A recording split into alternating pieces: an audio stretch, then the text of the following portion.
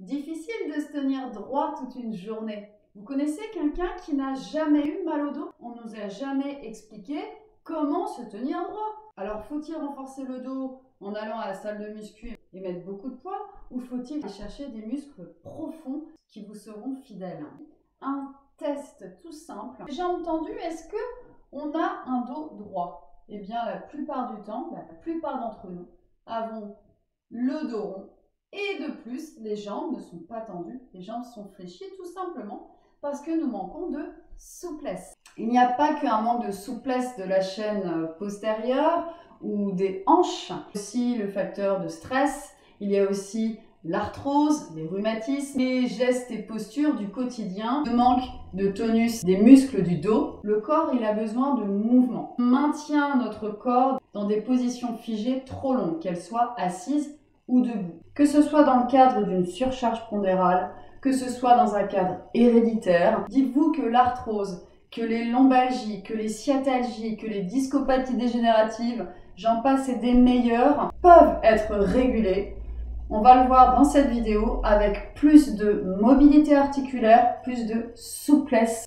Donc en finir avec le mal de dos, c'est dans un premier temps gagner de l'amplitude dans vos mouvements. On va commencer par une posture d'étirement assis sur une chaise ou au sol.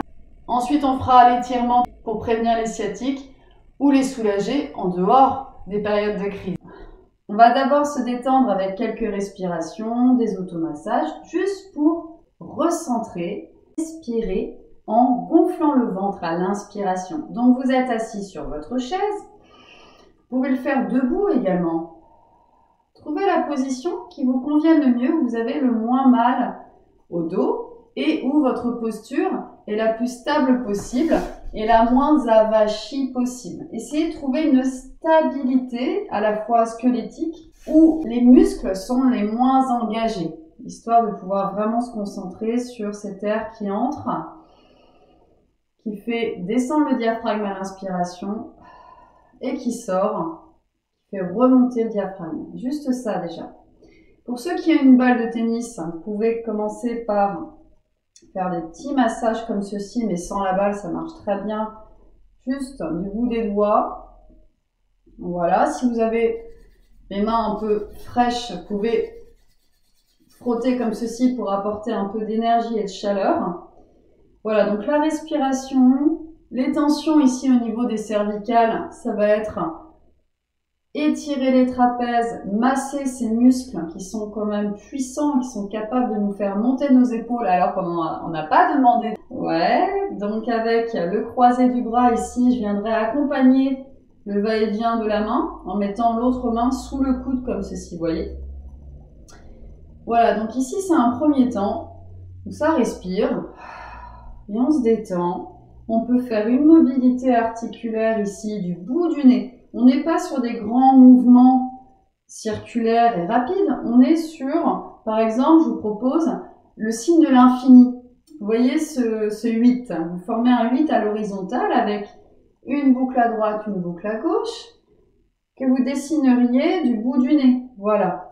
Ça, c'est l'amplitude maximale. Vous pouvez faire encore plus petit, fermer les yeux.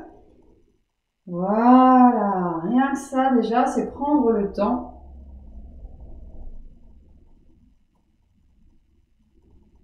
Très bien. Alors ensuite, pour aller chercher les mobilités colonne, thoracique et lombaire, on peut le faire debout en appui sur les jambes fléchies, mais également à quatre pattes, ici, avec les fesses un peu en arrière. Vous avancez les mains pour protéger vos poignets, et là vous soufflez dos rond. Vous poussez dans le sol avec les mains pour vraiment arrondir le dos. Et cherchez l'extrême inverse, le dos creux.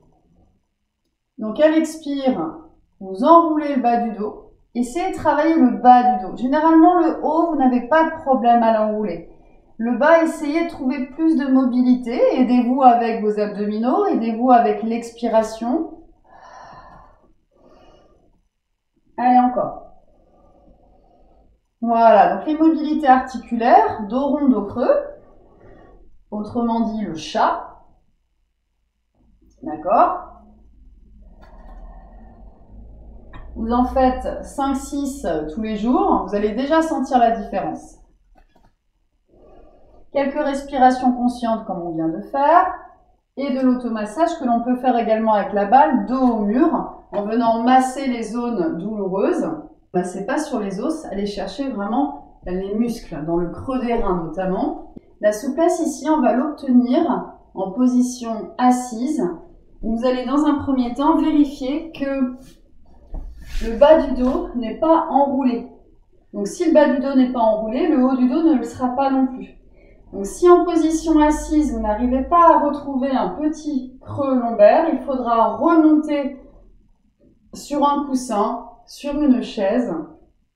Dans les deux cas, vous pouvez écarter un petit peu les ischions, voilà, en tirant la fesse vers l'extérieur, puis l'autre fesse, et essayez de vous tracter, de vous grandir, c'est-à-dire mettre le plus de distance possible entre le coccyx et le crâne.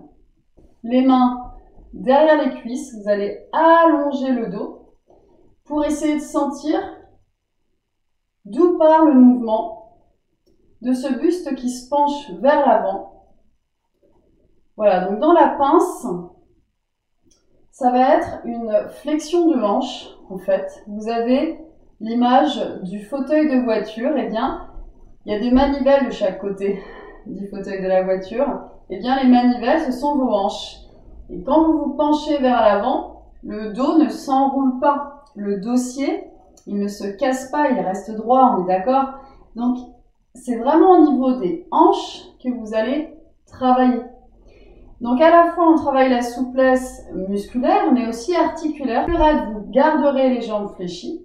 Ramenez bien les orteils vers vous. Et à chaque expiration, vous allez essayer d'avancer un peu plus dans votre pince. Pour les autres, je vous propose une seule jambe qui s'allonge, une jambe tendue et l'autre jambe reste fléchie. Et une fois qu'on est au maximum, le maximum c'est quoi? C'est juste avant que la colonne ne lâche, juste avant que la colonne ne s'enroule. Eh bien, vous pourrez rester et relâcher la nuque et être en décharge contre la cuisse. La pince, c'est cette fermeture, buste-cuisse. Et on respire. Donc, on retrouve les principes de tout à l'heure qui sont respiration ventrale, inspirez par le ventre. Sentez que le ventre prend appui. Expire, essayez de relâcher un peu plus les tensions.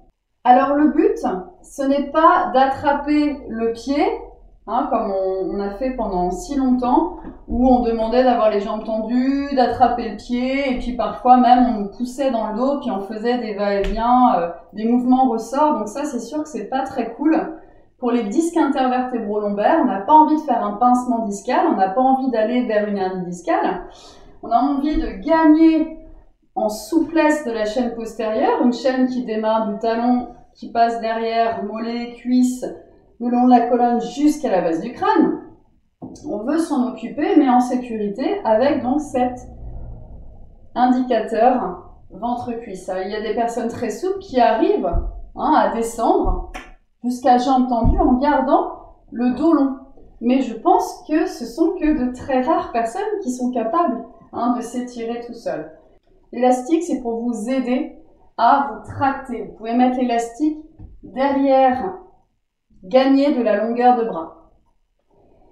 Vous n'avez pas d'élastique, mais peut-être vous avez une serviette. Alors, idéalement, essayez de rester 3 minutes dans la posture. Ouais? Ok, on change de jambe. Voilà. Tractez-vous, mettez les mains derrière la cuisse et allongez le dos. De nouveau, essayez de bien vous grandir. Et respirez par le ventre, se détendre. Et relâcher. Une fois que vous sentez que vous êtes au maximum, relâchez la nuque. On ne tire pas le menton vers le bas, on ne tire pas sur la nuque, on relâche simplement. Maintenant, on va chercher une position de repos.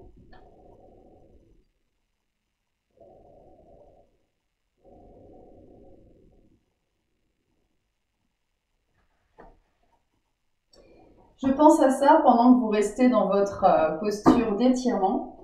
il y a un truc qui marche super bien, c'est le foulard de soie qui apporte de la chaleur. Donc en termes d'arthrose et en termes de tension musculaire, ça peut être intéressant. Même si parfois il y a un sujet à polémique autour du chaud ou du froid d'une personne à l'autre, c'est vrai que ça varie. Donc on peut essayer, hein. Le chaud c'est peut-être plus accessible dans un premier temps et voir si ça soulage ou pas. Très bien, pour introduire le sujet de la deuxième vidéo, vous allez passer sur un 4 pattes et vous allez rechercher le juste milieu entre ce qu'on a vu tout à l'heure, le dos creux et le dos rond.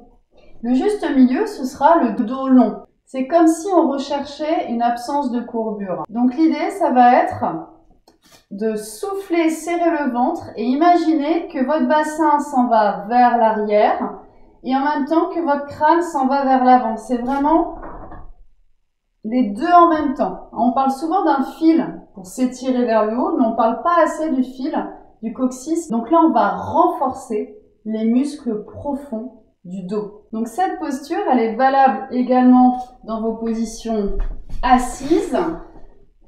Elle est valable également dans vos positions debout. Voyons la deuxième posture pour prévenir les sciatiques. On sera sur le dos. Quand vous vous allongez, vous passez sur le côté. On est d'accord avec ça? D'accord? Pour garder le dos long justement. Évitez de tirer sur la nuque et pousser entre autres sur le périnée. Ici, je vais placer, si j'ai mal à droite, ma cheville droite sur ma cuisse gauche. Et avec mon bras gauche, je vais accompagner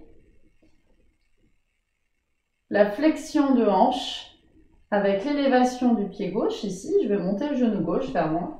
Et je vais placer mes mains derrière ma cuisse gauche. Est-ce que j'ai écrasé pour autant le bas du dos? Non, d'accord? Si je veux isoler l'étirement du fessier piriforme, essayez de garder l'autograndissement et respirez ensuite par le ventre. Et vous allez rester au moins 10 cycles de respiration. Oui? Voilà, c'est tout simple. Attention, dans les retours, on décroise et on repose un pied après l'autre. Si vous descendez les deux pieds en même temps, vous allez à coup sûr à la casse. Et dans ce cas-là, généralement, ça a tellement peu de poids de corps que c'est le bas du dos, il va creuser. Hein? Donc les pressions discales vont être trop importantes. Vous passerez de nouveau sur le côté pour vous redresser. Suite au prochain épisode.